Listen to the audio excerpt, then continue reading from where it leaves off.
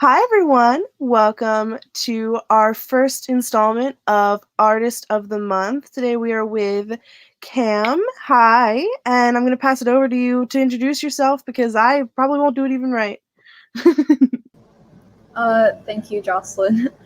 Hi, I'm Cam. I'm from New Jersey, as you can tell from Arts at New Jersey.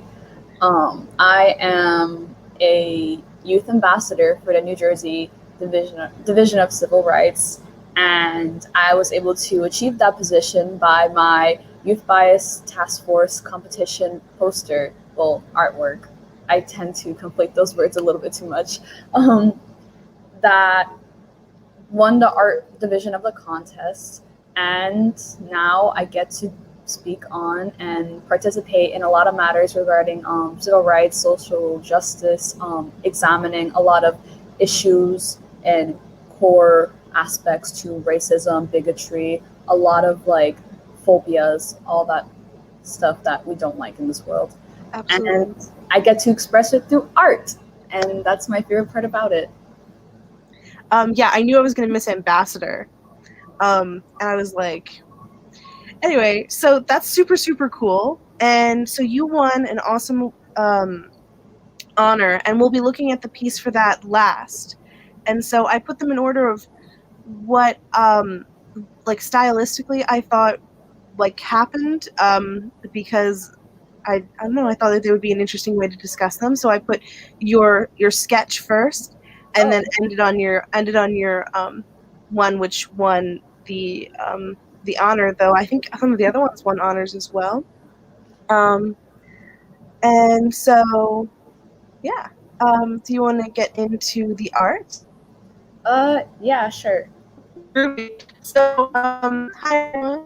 Again, so if you have comments, please let me know and put them in the comments below. So let's get going.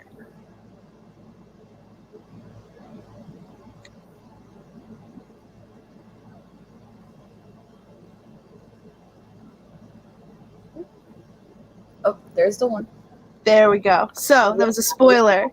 So this one I think is super interesting. So, do you want to give some background about it, and then we can get into more specific questions? Yeah, so the background about it is kind of like I was very frustrated with myself in regards to how I felt like I was rushing my art too much because I have Mhm. very poor time management. And throughout the year in my art honors class, it felt like I was getting more and more distant from my sketches and from um, art in general. So with this piece, I wanted to sit down for like an hour a day, work on a lot of things. It didn't even have to be necessarily like things I was weak on. I just wanted to draw something I would be proud of. And in regards to this topic of like it's like a trans masked non-binary person just like existing. And at first like I only put their pronouns on the page because if I were to like show it to somebody, I didn't want them to refer to the person in the picture as like she. I didn't want them to misgender the person in it, which is a very general person I Yeah, feel. common thing. Yeah. Yeah, and I just I wouldn't say it's a necessary like celebration of like being trans mass non-binary person, but like I think it's just something that brings me a lot of joy looking at, especially since it's like supposed to be like a person of color portrayed in this picture. Especially since a lot of people of color and the LGBT community, in my sort of experience, I had to separate those things and accept those two things separately, but then I was being counterproductive because I had to accept those things like separately. And when you accept those things separately, you know, you tend to stick to the sort of like status quo idea of those things. So like a lot of earlier representation of LGBT Q plus figures and just in the media, it's very white in my opinion, and it's not seeing that kind of representation for yourself, it can kind of suck and it can kind of feel like you're in your own little bubble of just like, Mhm. yeah, I'm part of this thing, but do I really matter? Yeah, but you're not really part of it, and it's that dynamic. Though it's like, yeah, I've heard a lot of I've heard that from both LGBTQ and people of color, and of course, it's very clear. And that also happens with women, where it's you see all these people on screen, and they just don't look like you. And there's something there's a lot of people who meditate on the idea of like, well, then why does it matter to see people who look like you? But it's not about like, oh, the vanity of seeing someone who looks like you. It's about the inherent need of seeing someone who looks like you. You Yeah. need to see a reflection of yourself to know that you're valid. You're in, and it's this thing that is so important. It's this thing which we pay money for. It's this thing that we go out to see in theaters. It's this thing which we bring into our homes. And if it doesn't have people who look like us and people who act like us, then we will feel invalidated in that fact. Yeah, that's exactly what I was trying to go for. Yeah, absolutely. With like, in like I'm Hispanic, Mm-hmm. and in the Hispanic community, a lot of us are very much trying to push forth for more acceptance of LGBTQ plus people. Mm-hmm. Because a lot of times in those spaces, traditional Hispanic culture is very religious and conservative and not accepting of those ideas within ourselves, especially within Hispanic LGBTQ plus people. Like, it's one thing if you're not part of that group, but it's another thing if you are and you get ridiculed, invalidated, just straight up ignored sometimes. And I just wanted to see that. And also, just like a last point, is just like, with being an AFAB trans person, there's this sort of inherent idea that you have to be put in another box, of you have to conform to this sort of way of dressing or this way of presenting yourself. You can't accept parts of yourself which aren't necessarily like intrinsic to like the traditional, like, let's say, being a trans masc person, like, for example, having like feminine body parts like breasts and stuff like that. And um you know, i just I just wanted to celebrate, in a sense, even though it's not necessarily celebratory, but just acknowledge, I think that's a better word, acknowledge all the senses of like my experience and everything that comes with it. Because it's not necessarily all about shame or wanting to put yourself in another box. I think we need to just accept, this might come off as very cheesy, but just all the colors of the rainbow in that sense. And that could be like, you can present in all kinds of ways. Like, if you're a trans man, you can present femininely. If you're a trans woman, you can present masculinely. If you're a trans non-binary person, you don't have to look androgynous. I feel like that those ideas where we have to be in those boxes are very counterproductive and just sets us back in the movement of equality and liberation from oppressive gender norms and conformity. So yeah. I agree. So what LGBTQ the universe of LGBTQ, wow, it makes it sound so mystical, but the universe of LGBTQ, that should be a world in which you can be and present however you need to. And that's exactly what you're showing here, and that's what you show in a lot of your other pieces. Also, can you define your terms? So you used I think everyone has a good understanding of what trans masc is, but you used a acronym. I think you said AFAB, and I just want to define the term for those who are watching. Yeah, I'm sorry. No, it's fine. I was really intending not to use that term, but it just came out of my mouth. There is a bit of like dispute over that term, but just like, I think it's just the most common one, at least in LGBTQ plus spaces, and also the less like convoluted one and when saying aloud. So basically, it stands for assigned female at birth. It can like basically like usually trans men, non-binary people, trans masc, non-binary people, as I said, and of the person in this image. So it's like a general umbrella term, and that's something pretty much all umbrella terms that are used in any culture, but specifically LGBTQ, they're debated about. So the term queer, whether you use it, whether another person uses it, it depends on their comfortability with the word, but it is an umbrella term. And that's similar to that, where it has all different connotations, and it depends on each person's comfortability with it, which is another layer of it depends on your comfortability with yourself, it depends on your comfortability with your partners, with your group, with your everyone. It's just we're trying to get through this together as people, and so that's pretty much how I look at it. It's like we're trying to get through this as people, so if you being a person includes wearing something different than what I would wear, then that's totally chill. Or going by a different name than I would go by or whatever, then do what you need. Do what feels best to you, because that's what we're here for, Who am I to stunt your life and stunt your growth as a person? Yeah, definitely. I love that Yeah. analysis. So, I thought it was really interesting that you were very keen to the misgendering aspect. I originally thought that this person in the image was you, because I hadn't seen you very often, and so I was just like, oh, okay, cool, and went by those pronouns when I first saw it, and then we corresponded more, and then we changed to what your pronouns actually are, and it was just very interesting that when you see art, you put it on the person in that way. Yeah, and I remember having this discussion with my art teacher, who also, she was the one who encouraged me to sign up for the YBTF contest, the UI's Task contest, and like I cannot stress enough how amazing of a teacher she is. But yeah, I remember having this discussion with my teacher where she would comment a lot, just like, basically a lot of the people you draw in your artwork looks like you, and I'm just like, well, that's interesting, because before I used myself mostly as my point of reference, I didn't use many references, and I was just like, well, that's so interesting, because these people that aren't even supposed to be me looks a lot like me.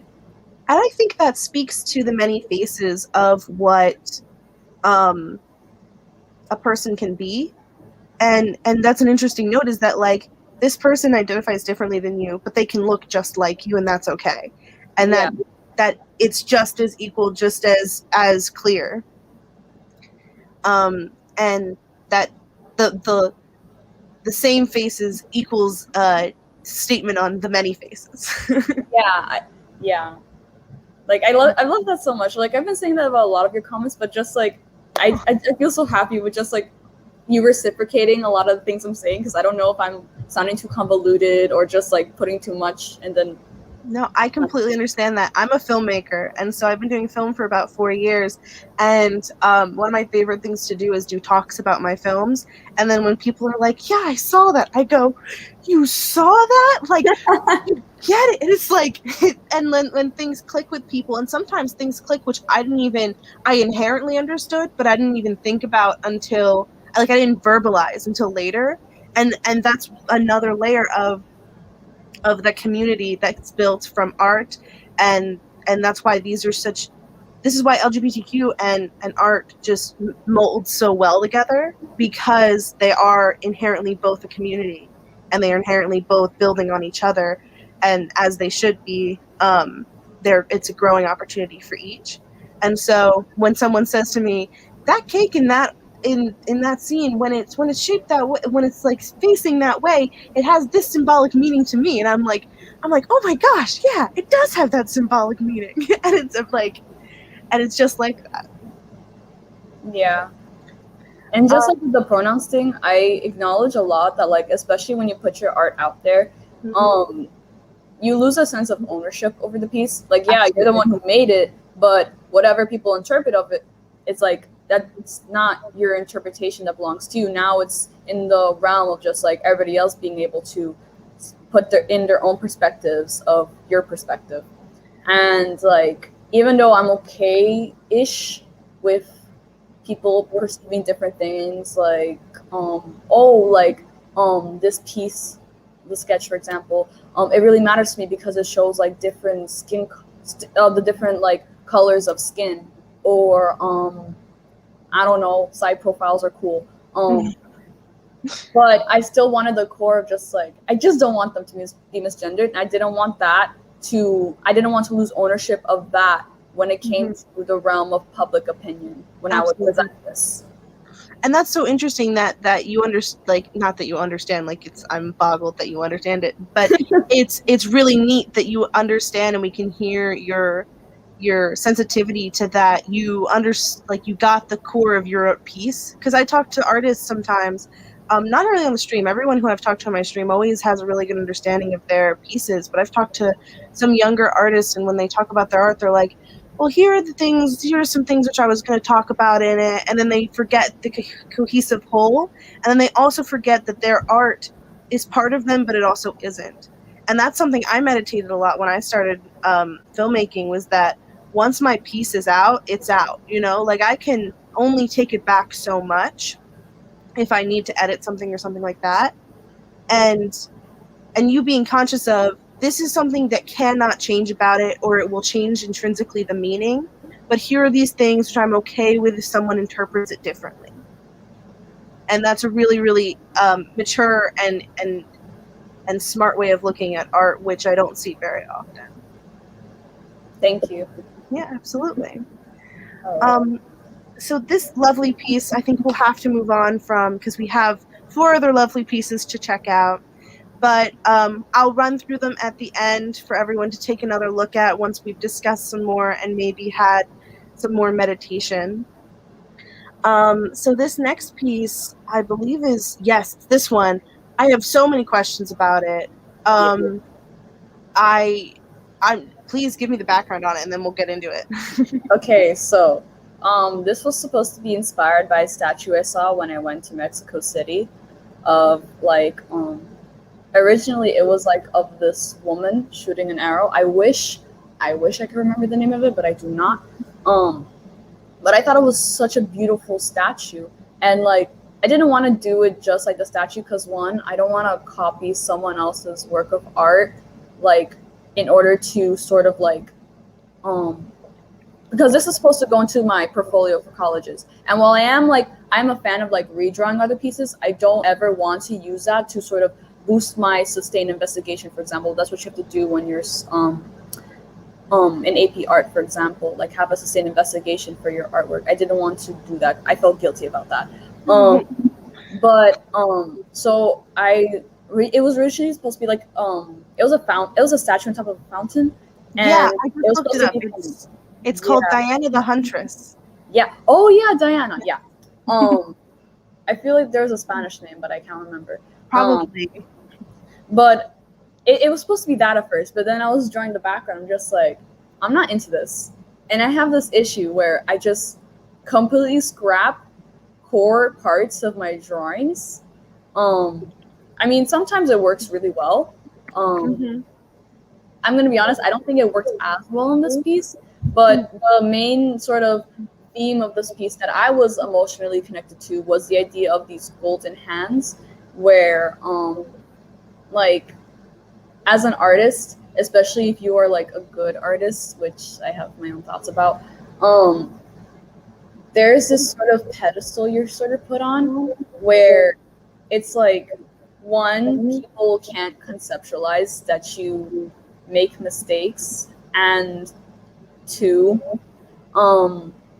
it's just that like in my life I've had so many people who again will put my art on such a pedestal, even though it has a lot of flaws and parts where I could really work on and improve on. If they would put my art on such a pedestal, and the things I do on such a pedestal, that I thought they wouldn't see me as like a person anymore. Like they saw me as the things I made, but not as the person I worked really hard to be today.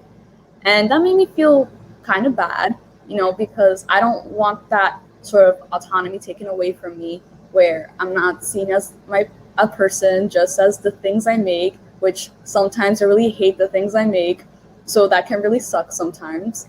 I also just wanted it to be like a very like gender ambiguous sort of thing, like not necessarily like speaking in the realm of like non-binary, just very gender ambiguous. And I sort of achieved that, sort of didn't, like I had people who would still like refer to the person as like a female, which is just like, I mean, I guess if it's gender ambiguous, but also that's not what I was going for. So it's kind of like the thing where it's just like, there's so many things where you sort of lose the meaning, but also not in that sense. I just lost the whole gender ambiguous, universal gender ambiguous feel for some people. But that's okay. I still like this piece. It's cool. That's about all I have to say about it. Absolutely. So I found the name Fuente de la Diana Cazadora. Cazadora, there we go. Yeah. The word didn't pop out properly. So that's neat, and I can totally see the inspiration. And if you guys are out there, I would put up the screen, but I don't want to move the art away. You can look up just Diana the Huntress or Fuente de Diana Cazadora, and it should be just right there. And pretty much if you type in Diana Huntress, it'll say statue after. So some things to note, I totally took this as gender ambiguous, like completely. Because of the broad shoulders and then the typically feminine kind of hips to it, it showed signs of both. The painting showed signs, not the figure. They showed signs of both male and female aspects, which I think is the goal to a certain ambiguity, Yeah. and that sort of dynamic, because then you can choose which one you're feeling more that day, or however the system works for you. I think this bottom stool here is interesting. Is it like water, or is it a pedestal? It's a pedestal. Okay, nice. And then how did you choose the shading for that? The shading, so just to sort of preface, I use our program MetaBank Paint Pro. It's free. It's a computer program. If I really want to stress that, because digital artists sometimes can have the barrier of things being expensive, but it's a free program. It's great, a lot of great things, and it has these brushes, these pencil brushes like HB, B, and H. And basically, it just started going with like only the H in the B pencils, like the black, and then the white with the H pencil. And I do all my paintings in grayscale first, so no colors until I finish the shading. Until I worked on the background, and I was just going. So the shading it's kind of, I wouldn't say it's special to me, but I'm very proud of it in a sense, because like I feel like it really highlighted the tools I was using, like the H and B pencils. And even my art teacher commented just like, like I like the pencil feel, because a lot of times with digital art, you want to have a sort of feel of just like, yes, it can acknowledge that this is digital, but you don't want it to be completely separate from traditional media, which is where illustration is sort of birthed from. And that's kind of what I have to say about the shading. Also, I'm very proud of the hands. The focus of this piece was to be perspective of hands, which is why I chose the statue idea partially, and the perspective. And what's interesting about the hands is that the face looks like very human, and then the body looks very statuesque, and then the hands look human but then covered in essentially gold paint. Like, it reminds me of those human statues. Yeah. And that's a really interesting note. And then also the shading, I did want to comment more about the shading. It looks like you're shielding from light in this. They in this scenario looks like they're shielding from light. And is hiding, and you can tell this by like the darkness on one side and then the brightness on the other. It looks like it's like a bright light, and they're using their golden hands to shield. Yeah. And sort of the comment on that, even though I didn't like how I wasn't seen as a person anymore, and people wouldn't very much like me for my personality, but more for the works I would create, it still is also kind of all I had in the realm of socialization, because I'm incredibly socially awkward. Oh, no. Like I try, but I'm incredibly socially awkward, and sometimes I feel like the only thing I have to offer is the fact that I can draw really good sometimes. And just like then people just go with it, and then they leave me alone, and then I'm back to being lonely. But also, like, it's not something I hate, because I like being regarded as an artist. You know, that's what I'm doing for hours on end. I'm drawing, and I'm drawing stuff. I hope that will come out in a way where I'm the one who feels most proud of. But you know, it's that sort of confliction of emotions, and how do I want to be perceived in the sense? This brings up something that you mentioned earlier, where once your art is put out, then that's that. And it brings up two thought experiments that I'm really interested in. One has a name, and the other I don't really have a name for. But one of them, have you heard of the term "death of the author"? People who have seen other streams that I've done, you've heard me talk about it, because it's something that I still don't have a firm stance on, because it is just so ambiguous. But I think inherently art has inherent death of the author things. So art, when you put it out, is inherently not yours anymore, but it's still kind of yours if you choose to engage with it in that way, if other people choose to engage with you in that way. And there's a lot of people who believe that art is just intrinsically part of you, and that is that. And there's some people who are like, it's completely separate. Once art's out, you don't even need to look at what the artist did before or why the artist did it. It doesn't matter. Your interpretation is what matters. And those are two extreme aspects. I'm more in the middle. I'd like your opinion on that. And then that leads to the idea of treating art kind of like your child. So once you've raised it and it's grown up to be exactly the piece which you feel comfortable with presenting, then you need to let it out in the world and let it have its own life, let it find new people to inspire, and that sort of thing. Yeah. I have a few thoughts on the whole death of the author thing. That's something I was trying to reference earlier, with like how, you know, once it's your art is subject to the realm of public opinion, there's no going back. But I feel like it doesn't have to be so much a stark, like, it's this thing or it's just this thing.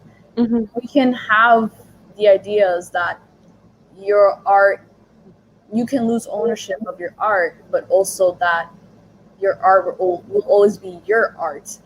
And well, I feel like it's a bad thing to sort of strip art of that nuance, because then why do we analyze art in the first place? I agree entirely with that. We're just limiting perspectives that we can use to analyze artwork, and then it either becomes incredibly dispersonal to the artist or dispersonal to yourself.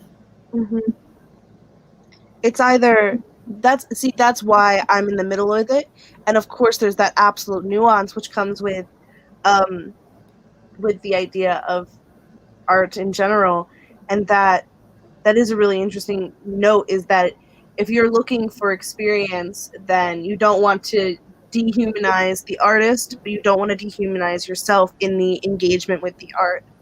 And so, as every human is complicated, so is this topic, because when a human engages with another human's creation, it is still an act of art. And that's why one of the, there's, I believe, 4 or 5 disciplines of art. I work for an art organization, and I still can't remember, but I know that one of them is art critiquing. I don't remember the exact term. And if someone's in the comments and can clarify for me, that would be great. But and that's a part of one of the art disciplines, and so that is part of art.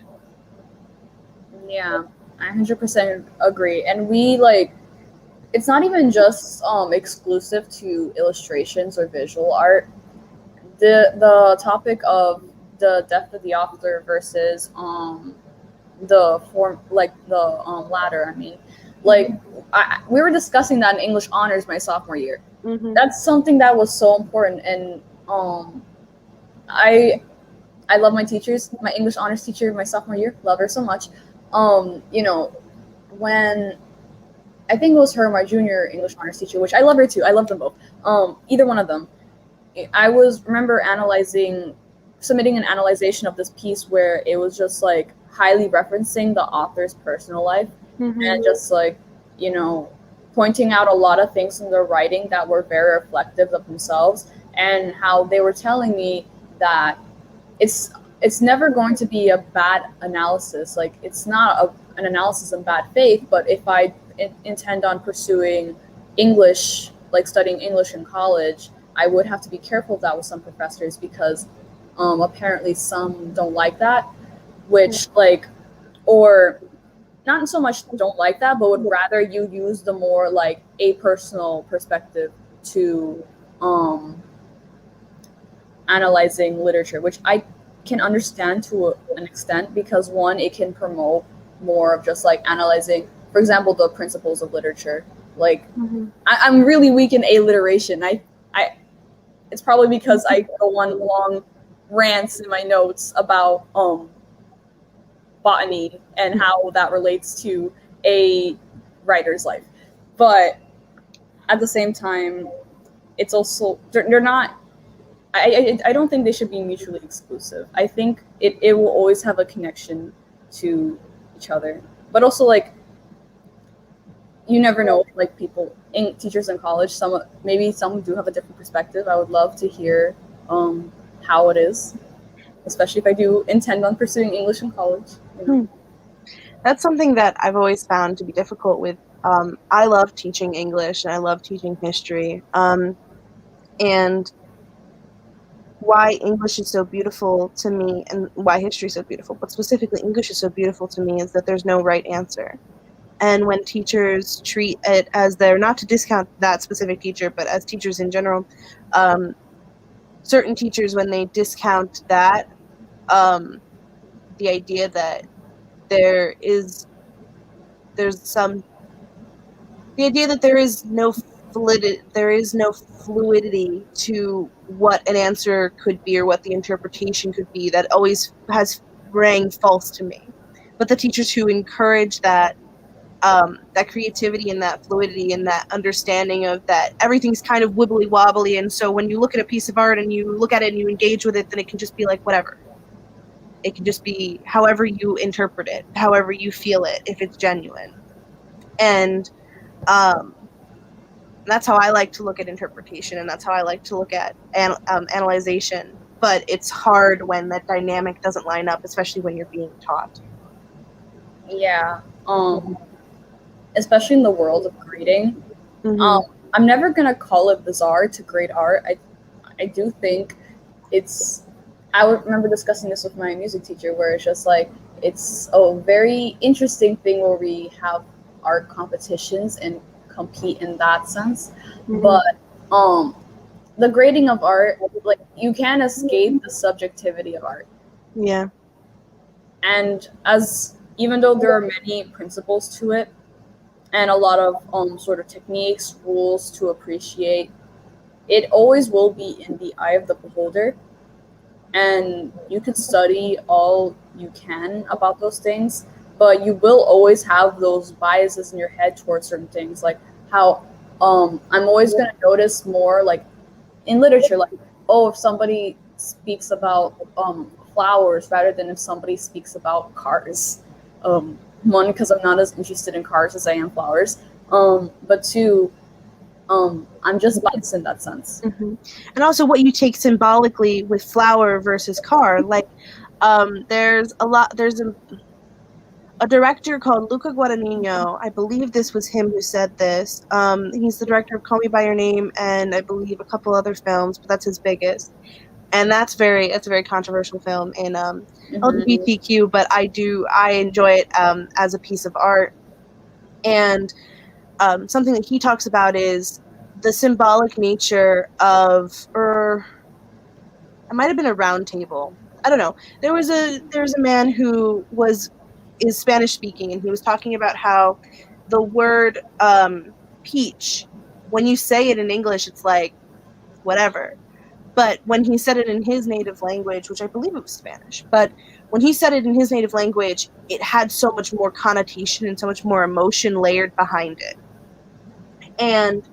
And that's similar to what you were saying in my mind, where that word means more to him because it has symbolically layered meanings behind it. But if there was stark rules in what could be said about the pieces that he was viewing, so like, I don't know, for example, if your piece was holding a piece of fruit in the hand, then that would mean something to you versus it would mean something different to me because of my experience with a fruit. Or the gold means something different for you than me, possibly. And when we use symbols in films and in movies, I mean in art, and when we use it in literature, we have to understand that it's symbols, and so the connotation may be different from me to you, though we're relying on the general sense of that gold has certain connotations. Yeah. And just going back to like my English teachers, just like just to clarify, like I didn't mean that they were like trying to like stifle my creativity. Like in fact they were encouraging it.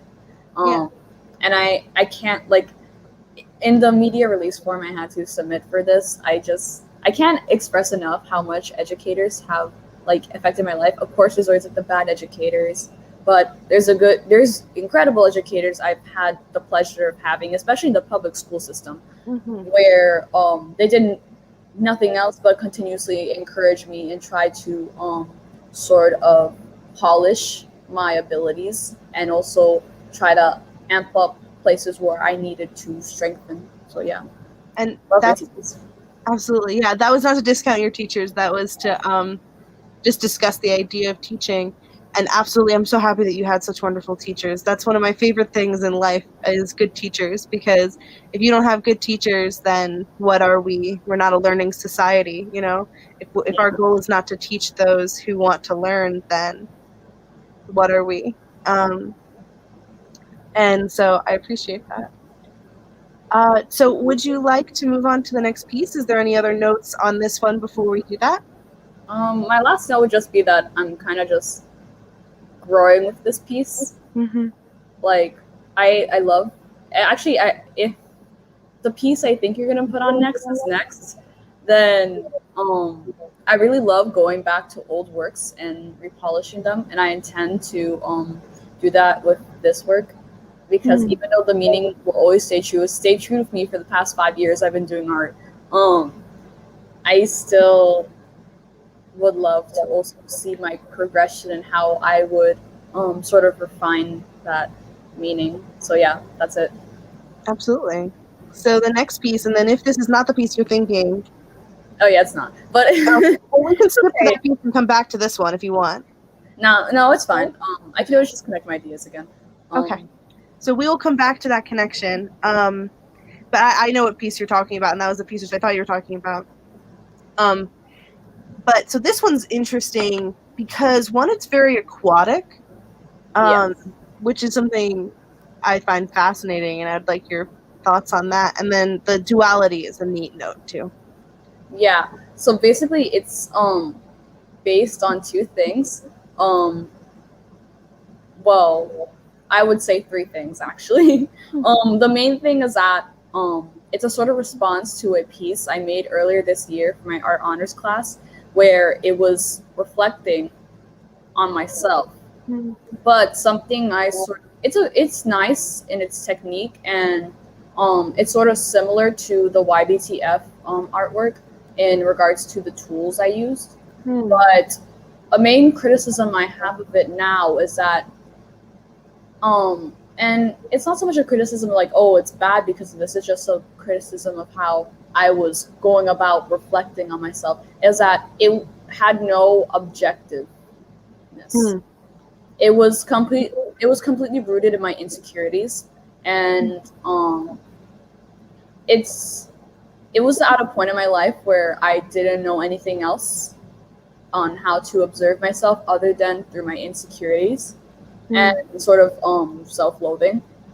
And you know, as I was growing older within the past few months and just sort of thinking about stuff and intaking new sort of content from very mature people and teachers, I was thinking about how, one, even technically in the piece, it was literally just the reflection of myself and just all like my fears and insecurities within it. There was no person in front of it that was looking into it. It was just what you see instead of what there is. And even though I can't ever see, like, I can't ever truly see myself without a reflection. Nobody really can. Like, we look at ourselves and we know how we look like through reflections. Water, mirrors, this screen where the camera is in my face. That's how I know what I look like right now. And I just wanted to go back to sort of reclaiming that even though I can't ever see myself without the use of these tools that I have to trust will show me, I still am somebody in the objective sense where it's just like, I'm a person, this is my mind, I'm looking at something through my mind, and what I'm seeing is through the perspective and feelings I have and biases I have in my mind, but I still am somebody that other people see. And that's the only other way I can really call it. And that's the thing I'd like to say it as. The other two things were that, one, I'm a Gemini. I love zodiacs, and I have such a fascination with reflection and duality. So there's that. And two, alongside me getting comments about how I kind of look like a monkey, I would also get told that my face kind of looks like a goldfish because I have no chin, which I'm not mad about. I actually really like goldfish, and I think they're really endearing in the societal connotation of like having the memory like a goldfish, like the attention span of a goldfish. I think is very cute, but they're very cute animals as well. So the goldfish were last minute details, so I had to rush painting them. But something I'm just really happy about within this piece is that it really honed in on the kind of painting style I would very much like to have, and that I am actually very proud of. And I just finished it on Monday, so it took me a week to complete, versus my other pieces, which took me, the one we just saw before, it took me like a few weeks, because procrastination and very terrible time management. And it also shows a lot of details that some people wouldn't see. Like, for example, the underside of my hair is red. I dyed it red. And you kind of see that a little bit in the me that's actually there, but then you see it more in the person that you're seeing in there. I'm like seeing myself and I'm noticing all these things, but not everybody notices all these things. And while I wish more people would notice my red hair, I'm also glad people don't necessarily see me through wholly the lens of my insecurities, like, physically, like, they look like this, or they have terrible time management, or they have this sort of social awkwardness. Like, that's subject to other people to observe and through their own lens and perspectives and stuff like that. So yeah, I'm done. Yeah, explaining it. No, that's super interesting. So that touched on a thing which I do when I'm feeling very insecure. I've only recently gotten more comfortable with my body because I'm a bigger lady, as we know, and I've gotten more comfortable with my face in general, with how I present. I've always been comfortable as a female. Like I'm blessed in that sense, that I didn't have to go through that transition, because being a teenager is impossible as is, and so having to figure out what inherently I am as a being is a whole other layer. But luckily, I was born into the body that I'm comfortable with, so I didn't have to worry about that. But I did worry about being comfortable in myself and in my own skin.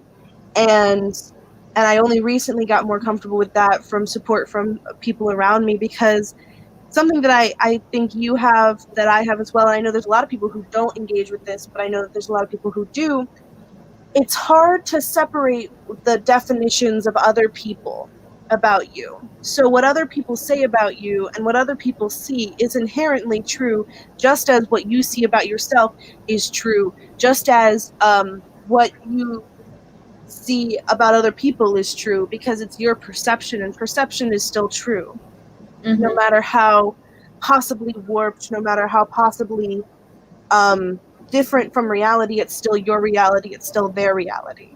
And I think meditating in that is healthy, but can also be dangerous if is looked at as your only value, is your engagement with others. But it's something that I've thought so much about. I had a whole conversation with my boyfriend the other day where we just discussed on like a 2-hour car ride. I was just like, perception of me versus perception of you. And he was like, okay. and, and that's something super interesting, and this piece totally plays into that. And I was going to actually bring up that dynamic of perception of oneself versus perception from others, because I think it comes through in this piece. It does. And even though like I would describe like my view of myself through like a whole tunnel vision of just insecurity and stuff like that, like it's always through like the lens of like I should be shameful of this because someone else will judge me for this, or I will be viewed in a very negative light over this, or people who know me will think that I betrayed their trust in some sort of way because I'm not the person that they think I am. And it's just, it can relate to another thing called imposter syndrome, where basically it's just like, even when I was like given like the YBTF award and previously like this NASA contest award thing, like I would just look at it and I'm just like, I see myself in the pictures next to this award and next to the artwork that won the award, but like I'm an imposter basically. Like I don't deserve this. People are not seeing the true flaws in myself and as well as in this artwork. I robbed this opportunity. Like the worst one was when I would tell myself like I robbed an opportunity from somebody because I entered in this contest, which out loud it sounds ridiculous because it is. Yeah. And in that sort of sense, everybody's robbing each other of the opportunity of getting something. But at the same time, but it's also not a rob because you earned it. And so this is I've been in the same thought loops, like exactly the same, and I completely understand it. When I won the governor's award, this happened to me.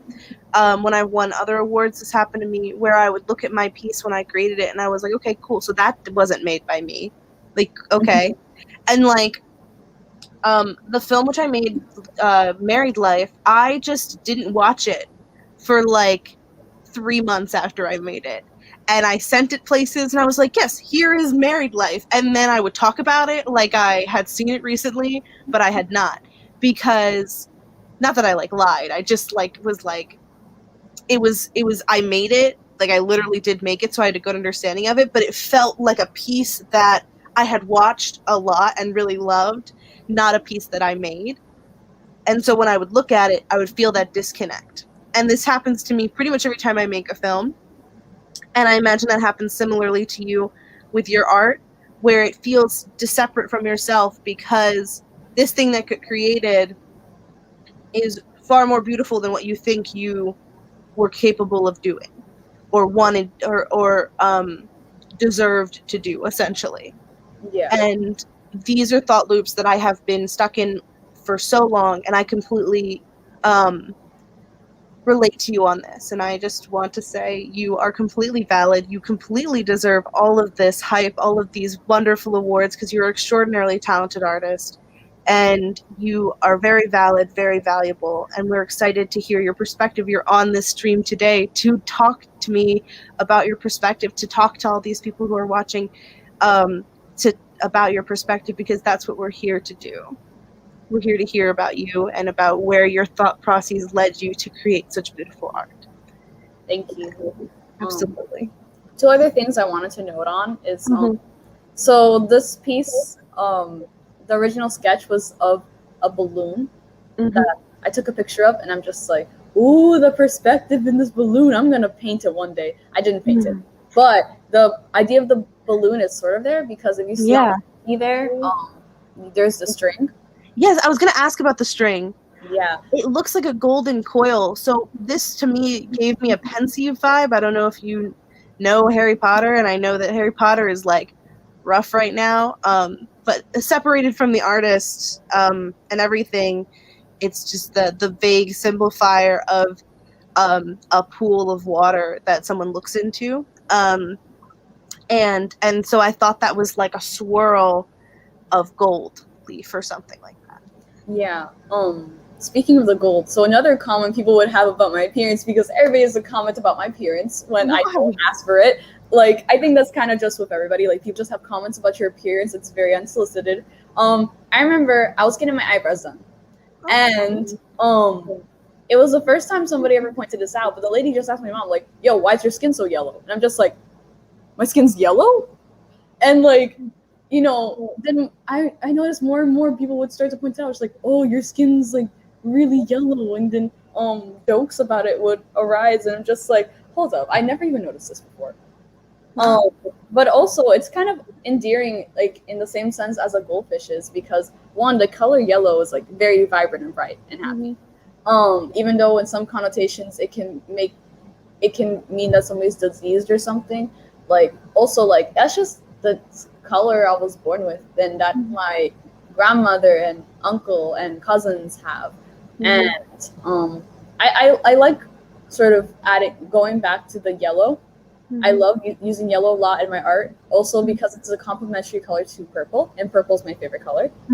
And it's just ties back to a lot of things. And also, the other thing I wanted to come back on as like a note is that in these reflection pieces, something that's very interesting to me is that, like, being non-binary never came up in my insecurities.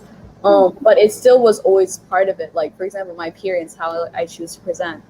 And also just like, it's very, in just the tying back to just the perspective I have of myself, just looking back, I'm just like, this is a non-binary person. And just seeing that, and it's just like, I'm looking through my little goggles while looking at this piece, just like, yeah, that's nice. I like it a lot. And it's very interesting how that isn't necessarily an insecurity for me, especially since people would try to make it an insecurity for me. But, and I would get upset a lot of the times when people would be very, even if it wasn't directly about me, about somebody else, when they were just very unaccepting or try to bring people down because they're non-binary. Or the worst thing I would see on the internet is like conflating being non-binary with being this stereotype of a loud, obnoxious person that forces you to use their pronouns, or else you are sentenced to the chamber of public shame. A lot of times non-binary, like a little point of note, a lot of times non-binary people are really scared to even correct people about their pronouns, because we're subject to that stereotype and to that perception our people have of us, as well as just the whole thing where people are just like, there's only two genders, get over yourself, you know, like that's not fun. But just looking back, it's like, even though it's not directly about it, it still is never gonna leave me in my artwork, and I love that a lot, just like looking at this. Yeah, absolutely. And I'm sorry that is your stereotype. It's clearly not true to life for you, at least, and that's unfortunate. And I have heard that stereotype. I'm not as active in the LGBT community as TQ community as I used to be, because I'm just doing my own wave now. Like, I'm kind of just doing more like professional stuff now, and so on a interpersonal level, how you're feeling, unless specifically asked in a stream like setting like this, is different than like if you were to ask your friend. And so the dynamic was just different. So I haven't engaged with that whole universe in a while, but that does not by any means invalidate that. And I had no idea that was a specific stereotype that was built, and that's interesting. And thank you for letting me know, essentially. Yeah, it kind of came. It's like it was very much tied back to that phase everyone had in 2015, 2016, where they hated people who were part of social justice, like especially feminists. and it's always tying back to that stereotype of like the angry SJW, which is ridiculous and incredibly immature and incredibly counterproductive, because you could be doing stuff to help people, but you're out here sitting in front of your computer just obsessing over the stereotype of a person, which isn't really true, because people are very nuanced, and we're not stereotypes, essentially. It's so difficult to have that dynamic of understanding the gray of who is who and what is what, and so someone characterizing that as like characterizing it as angry SJW or whatever is offensive. Similarly to if someone were to go like all white people, not all white people, all straight people are terrible and they hate all gay people, because that's not true either. That's ridiculous. And so it's a similar dynamic where it's on both sides. We are trying, the best of us, I guess, are trying to like both of us mentioned earlier, just keep it as human as possible, and us keeping each other as informed about each other as possible, and just keeping it as engaged as possible. Yeah. So we don't have much time, so it's all right. It's totally cool. So I'm gonna. Do you have any notes about this guy right here? This piece of art right here before we move on to our last piece, because I really want to spend some time talking about the last piece. Yes, the main thing about this piece is that I just wanted to spend time drawing somebody that wasn't myself, and appreciating those features outside of common, just like skin color, like appreciating those. I love rainbow things, so appreciating those features in the realm of just like rainbow and otherworldly colors, and just being otherworldly beings while still being like people of color. So yeah, absolutely. I think it's interesting that a lot of your pieces have this color palette. Like this is a really good indicator of your other color palettes. And that was something I noticed when you sent me all your pieces. I was like, wow, this is a very distinct color palette. And we can get more into that with the next piece, because it rings true there as well. Yeah. And I think it's interesting that we could get into the whole like definition of that. You can tell that it's a person of color, though they're not in a typical color we would see, and it's just so interesting. But that's a whole other like entire conversation and a whole other thing to consider, but it's super interesting nonetheless. But I do appreciate this being an example of you stepping outside of your comfort zone. And so then now we are on to this lovely piece here, which is aesthetically a little different than the rest of your pieces. It's more poster-y versus art piecey, though of course posters are art and art is posters. But it is super interesting. So some things to know. I looked at this for a really long time. I looked at every button and everyone's lips and everyone's nose and everyone's eyes, everyone's hair. And I think the way you use words is interesting. So do you want to give some background to this, and then also some background to the words you chose and that sort of thing? Yes. The background to my main inspiration for this piece, it's this website called Picrew, where you can make icons of yourself. And there's this artist there called Cataclysm, where they're my favorite Picrew artists. And their Picrews, just as a warning, they contain like some blood, but also they're very good with trigger warnings with some sort of features, like needles and stuff like that. But it was very like they had the like all the non-binary trans flags there. You could like literally look like whatever you want, still have those aspects of yourself still be included. And I really loved their sort of inclusion of different skin colors, different hair textures, lock styles, and it was very nice. So I wanted to have that sort of be a sort of inspiration for this, especially for like the rainbowish color palette. The word "stop bias, stop hate" it's kind of just explanatory to the purpose of the contest, which was where we were to create a artwork slogan, hashtag video about stopping youth bias, in terms of stopping youth bias about racism, homophobia, transphobia, like queerphobia, Islamophobia, a lot of basically all those things which we still find bigotry within our youth today, because youth are can fall susceptible to being the biggest perpetrators of those bigotry, especially with like dark humor and stuff like that.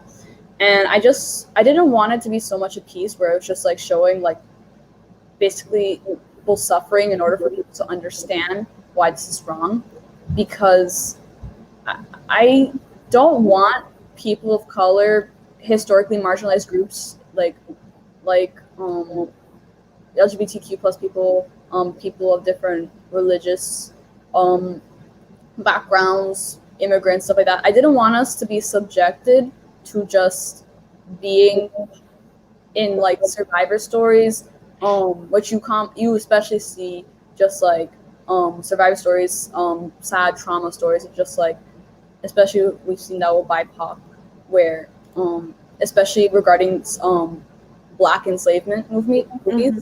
I wanted to show them being people and being wholly rounded. I wanted to show a Black neurodivergent non-binary person. I wanted to show a Muslim girl who was like in support of whatever else, like LGBTQ rights, and really expressed herself in her style and her religion.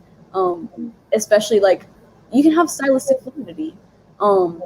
I wanted to show like this other person of color who I sort of think of as like a cute little like trans guy who, projection of my own feelings of gender, who's just there supporting his friends, and just like them seeing the representation of somebody who's like promoting stopping hate, which is like the little person in the phone, presumably TikTok they're on, presenting all these messages just like trans rights, equality between men and women, Black Lives Matter, all these cool things. Originally, I wanted to put an earth instead of just two signs of equality between men and women, especially legally, because global warming is, oh my god, it's an issue that has so many moving factors and so many effects, especially in historically marginalized groups. And I wanted to show that, but I took it out for some reason. That will remain a mystery. But overall, I just wanted people to see this piece and just be either like see themselves in it, see their friends in it, see these people as wholly rounded people who can exist in a sort of in this sort of world, and just we uplift them essentially. Instead of just always presenting their sadness, we can address the issues affecting these communities while also like uplifting them and showing how nuanced of people they can be. They're not just their trauma or just the bad things that typically happen to people who are part of those groups. They're artists, they're writers, they're students, they're educators, they're people with ambitions, they're workers, essential workers. They're like all these sort of people. They're youth. In this piece, they're all youth. I think it's interesting that you took out the earth. I think that was probably for the best. For one note, I I totally agree that that global warming is something to discuss. This is something to combat. It's something to engage with. But I think this is a very interesting piece because it is completely cohesive. So this follows around the three main pillars, or a couple of main pillars of what you've discussed, which are gender, race, and sexuality. And this is a really, really strong piece because I think it maintains that those pillars. And so I appreciate that. And I appreciate the specificness of it. And I didn't even remember what the yellow, white, purple, and black, I believe that's what that flag is, on the middle person's like sweatshirt.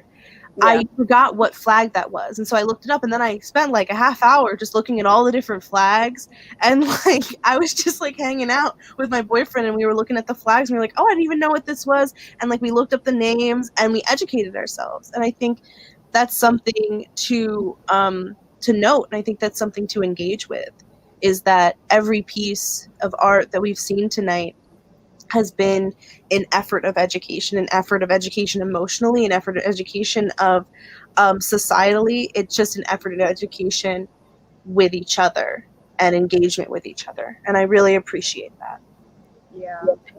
If I could just like say one more thing, Absolutely. something I really appreciated when before we were on the call discussing this piece in particular was that there was always something new to be learned or something new to be noticed, Mm-hmm. and I like that about Mm-hmm. this piece. That's why I, even though technically it's a piece that I would not replicate the technique, it is something I go back to and feel much pride for because, like for example, the non-binary button pin, like you didn't know that and you went and looked it up and you're just like, not only are you looking up that, you're in like an influx of information and going through all this stuff and you're just like, oh my god, look at what I didn't know before, but now I know now because this piece introduced me to it. Or Mm-hmm. you could look at like the sort of like just symbols and stuff and just be like, well, why are they specifically talking about these things?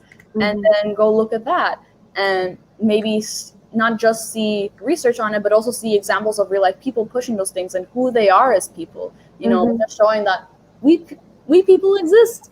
Mm-hmm. And I feel so much pride when people, especially notice like non-binary people of color, because one, it's in my lane. Two, because it's not just me, it's so many other people who I've discovered who are Mm-hmm. just like, oh my god, like your experiences are so cool and I want to And learn it's about it, but also I want to intake more of you as a Mhm. person. And it's like, oh my god, I exist. Yes. Like, oh my god, you're referencing me with my things that I need to be a me. And it's really valuable, and we can't diminish the value of that. Yeah. Absolutely. And also I just want to point out Mhm. the little Wi-Fi symbols forming the heart. Oh Like, my gosh, yes, yes. because it's like, because what do youth like, it's what adults are complaining about with youth. What are we always on? Our phones. But that's also how we spread so much information and learn so many new things and partake in these movements. But also, unfortunately, that's how we have spread a lot of bigotry, and that's where we need to really promote the sort of anti-bigotry to this through media. Like we can't just cut out social media and like the internet, stuff like that. That's terrible. That's intrinsic to who we are and Wow, how yeah. we're able to learn ourselves. I wouldn't have learned about any of these things about myself, about my feelings, about my emotions, about even imposter syndrome without the internet. Mm-hmm. Yeah, Absolutely. that's basically all I have to say about this. But that's fascinating, and I had no idea. I didn't even note that, and that adds a whole other layer to it. I didn't even note that that was a heart behind them. I love that. Wow, that's gorgeous. Thank you. Yeah. Well, unfortunately, we have to close down the stream tonight, but this has been super, super interesting. I'm going to run through the pieces right now. So, this piece is the one which won the award, which made us take notice of you. Um, though, of course, you were extraordinarily noticed and valuable before. And this is a beautiful piece, and I'll be going back through them, and then we'll close out officially. Um,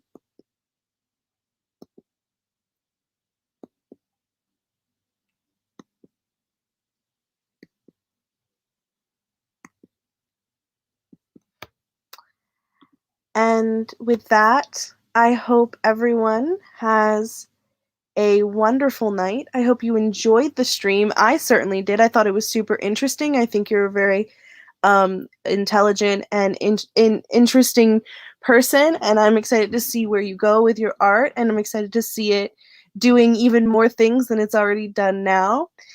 And yeah, I'm excited to see where you go, and we'll obviously be keeping track. And if we have anything coming up, um, we'll always be looking out. And I'm sure everyone who tuned in tonight will be looking and watching you as well to see where you go.